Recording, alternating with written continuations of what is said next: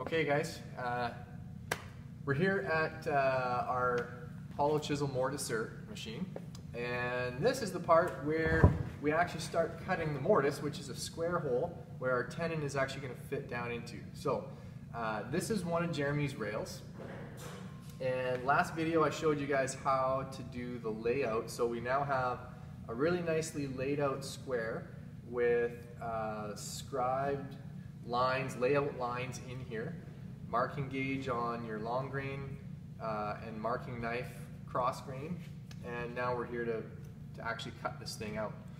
First thing we need to know, first thing we need to know setup wise is that the rails are going to be a through mortise. Okay, so we're going to take this thing all the way through the other side because our tenon is actually going to come all the way out the other side. So an important thing that we need to know here is we need a good backing block for underneath, because we don't want to be driving our chisel into the table of the mortiser. Okay? So the other thing about this particular piece is that it has to be really nice and flat, because we want it to perfectly support the grain on the bottom side of the rail.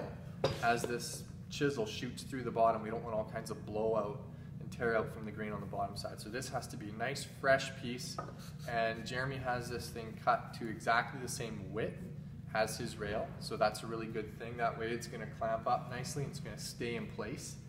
So wherever we plunge with our chisel is always going to be plunging into a fresh piece of backing board. Okay, that's going to be good to minimize tear out. Okay, so that's the deal with that. We're just going to have that sit on top while we clamp this thing up. So now, as far as the machine, we need to set the depth.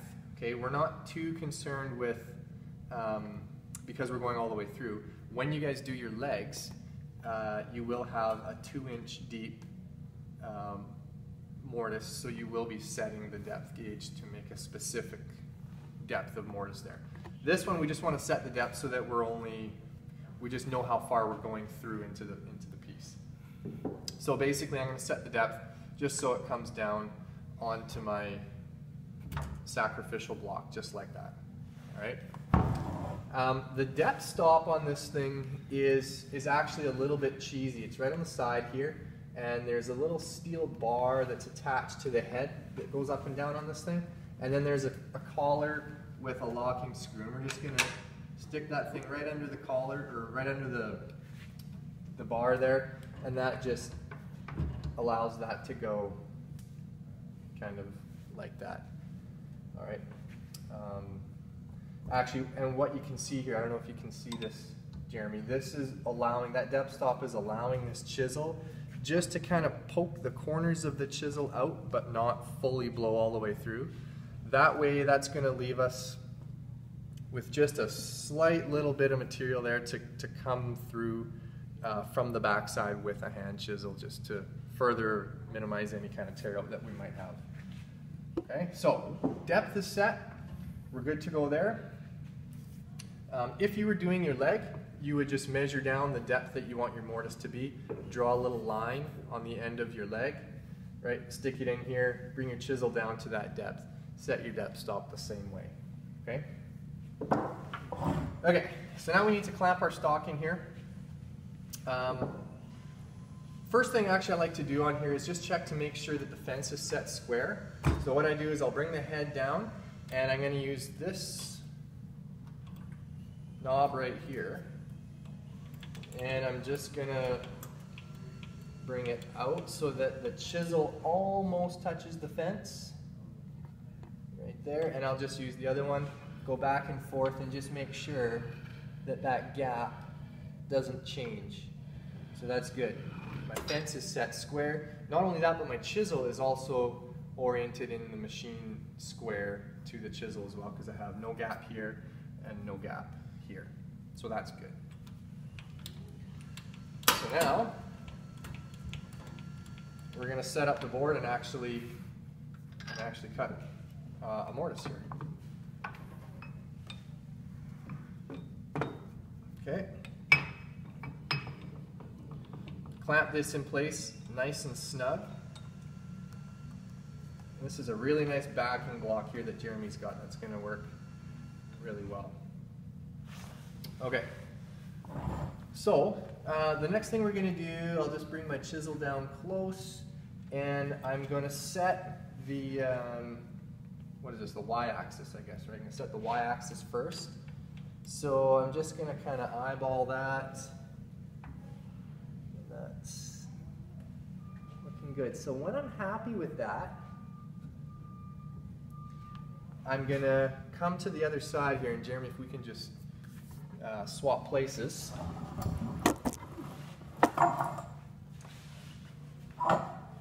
So this is an important little piece. This little lever right here, if you guys can see, this is the lock for the y-axis adjustment. There is a bit of play in this machine. It's not the most amazing mortiser. So if we lock it in place, it makes it a little tighter, and then that adjustment stays a little crisper, I guess. We'll just call it like that. So I'm happy with where I've got that. I'm just going to lock that in place. And then I can just use my x-axis knob here to roll through the motion of cutting this thing out. Okay, it's pretty much ready to go. What you guys want to do before you actually start this thing, a hollow chisel mortiser is basically a square chisel and a drill bit in the center. Right, so the square chisel makes our square hole, the drill bit in the center hogs all the material out from the inside and injects it right here. It can build up a fair bit of heat, and especially when we're making such a deep mortise, there can also be a fair bit of friction on the chisel when you're trying to lift it back out as well. So I have some paste wax here. You just want to rub this on. Just rub this on the chisel a little bit. It just kind of helps it glide through the wood a little bit more easily. And so especially right near the bottom.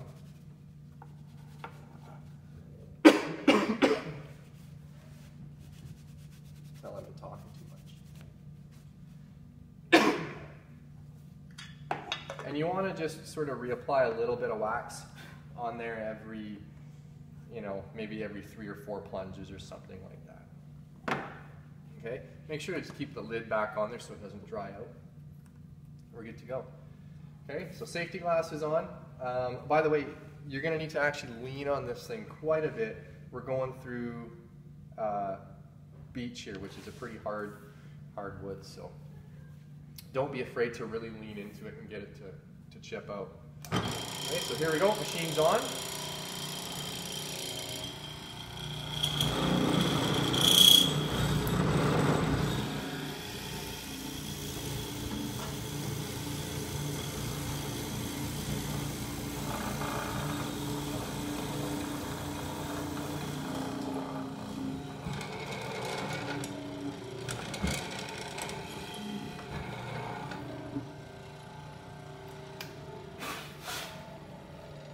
Okay, so Jeremy, if you want to come up here and just get a close-up real quick of what that looks like.